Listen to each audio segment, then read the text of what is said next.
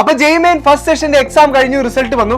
And ജെയ്മെയിൻ second സെഷന് വേണ്ടിയിട്ട് വിദ്യാർത്ഥികളൊക്കെ ആത്മാർത്ഥമായിട്ട് തയ്യാറെടുത്തുകൊണ്ടിരിക്കുകയാണ്. And അതിനുശേഷം നമ്മൾ ജെയ് അഡ്വാൻസ്ഡിലേക്ക് പ്രവേശിക്കുന്നു. അപ്പൊ ജെയ് അഡ്വാൻസ്ഡുമായിട്ട് ബന്ധപ്പെട്ട ഏറ്റവും പുതിയൊരു അപ്ഡേഷൻ പറയാനാണ് ഞങ്ങൾ വന്നത്. വിഷ്ണു പറഞ്ഞു.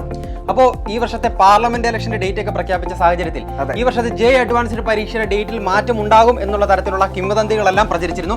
എന്നാൽ അത്തരത്തിലുള്ള കിംവദന്തികൾക്കൊന്നും സ്ഥാനമില്ല എന്ന് തെളിയിച്ചുകൊണ്ട് ഇതാ IIT മദ്രാസിന്റെ ഒഫീഷ്യൽ സൈറ്റിൽ പ്രഖ്യാപിച്ചിരിക്കുകയാണ്. മെയ് 26 തന്നെ ഈ വർഷത്തെ ജെയ് അഡ്വാൻസ്ഡ് എക്സാം നടക്കും. അതായത് ഇലക്ഷൻ കാരണം എക്സാം മാറ്റുന്നില്ല.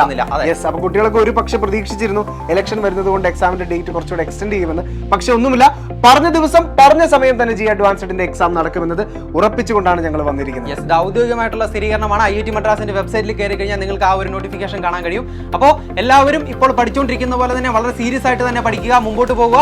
അപ്പോൾ 2024 ജെയ് അഡ്വാൻസിന് വേണ്ടി പ്രിപ്പയർ ചെയ്യുന്ന മുഴുവൻ വിദ്യാർത്ഥികൾക്കും ഒരിക്കൽ കൂടി ബ്രില്യന്റ് ഫാമിലിയുടെ ഓൾ ദി ബെസ്റ്റ്.